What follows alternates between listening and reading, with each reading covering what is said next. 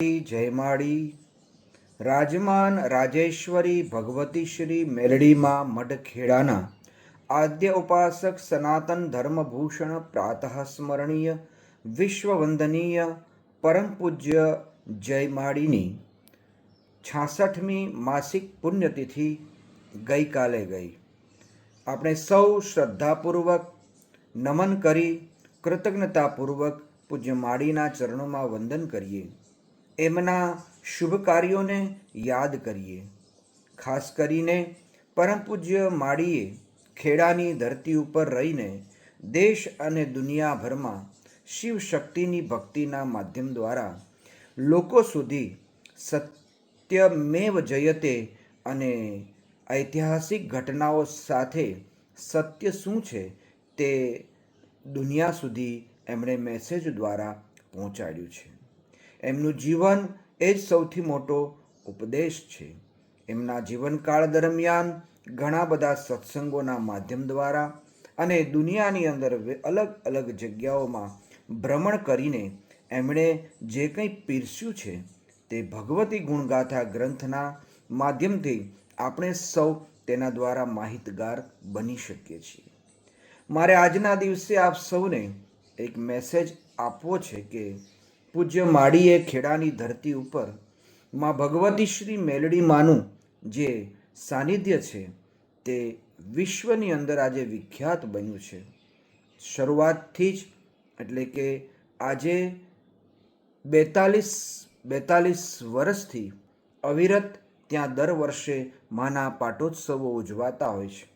આ વર્ષે પણ આગામી તારીખ 14 અને 15 ફેબ્રુઆરી 2026 માનો 42મો પાટોત્સવ આપણે સૌ ઉજવવા માટે તૈયારીઓ કરીએ છીએ। પાટોત્સવ એ માનો છે, મા ભગવતી મેરડી માનો પાટોત્સવ છે અને તેથી જ માના દીકરા દીકરીઓ દેશ અને વિદેશથી આવનારા તમામ દર્શનાર્થીઓ સૌને આ પ્રસંગની અંદર સાથે મળી માના દિવ્ય દર્શનનો લાભ મળતો હોય છે।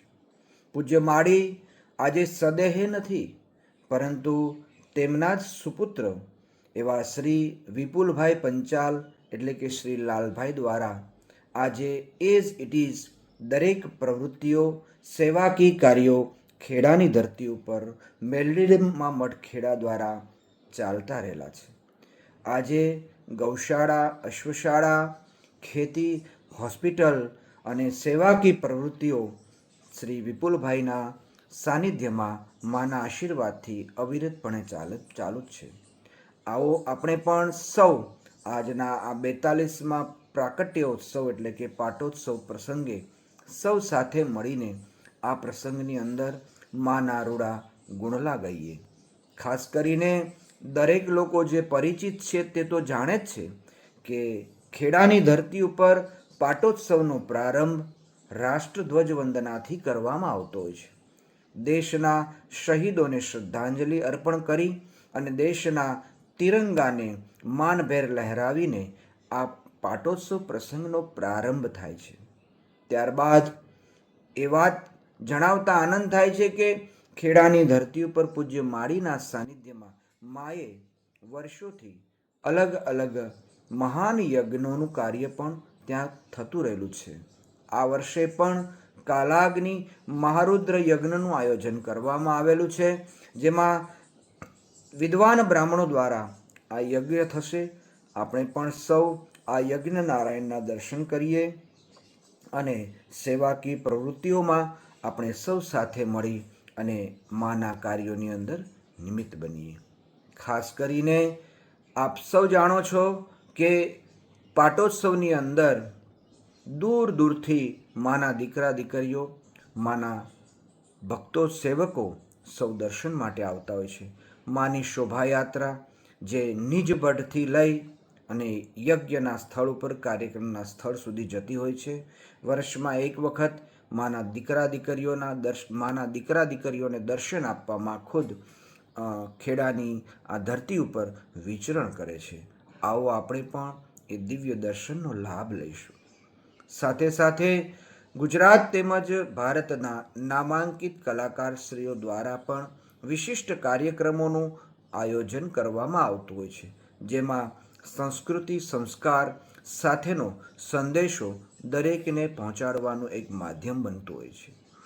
ખાસ કરીને દરેક માતા બહેનો દીકરીઓ વર્ષોથી અનુભવે છે, જોયું છે, જાણ્યું છે તે પ્રમાણે કે માનો પાટોત્સવ આવે એટલે માના પ્રાચીન ગરબા લેવા માટે દરેક દીકરીઓ માથે ગરબા લઈને ઘૂમવા માટે તત્પર હોય છે. આ વર્ષે પણ માના પ્રાચીન ગરબાનું આયોજન છે, જેમાં દરેક માતા દીકરીઓ બહેનો માથે ગરબો લઈ આખી રાત એ પ્રાચીન ગરબાથી રમવાના છે. આવા વિશેષ પ્રકારના કાર્યક્રમોની વર્ષોથી 42 વર્ષથી ખેડાની ધરતી ઉપર જે મહાન યજ્ઞ કાર્યો અને આવું પવિત્ર કાર્ય થઈ રહ્યું છે, તેમાં આપણે સૌ દેશ અને વિદેશથી આવનારા દર્શનાર્થીઓ શ્રદ્ધાળુઓ સાથે મળી કાર્યમાં નિમિત્ત બનીએ અને એ મહાન કાર્યના સાક્ષી બનીએ એવા ભાવ સાથે આપ સર્વને જય માળી જય માળી જય માળી. પધારો ખેડા.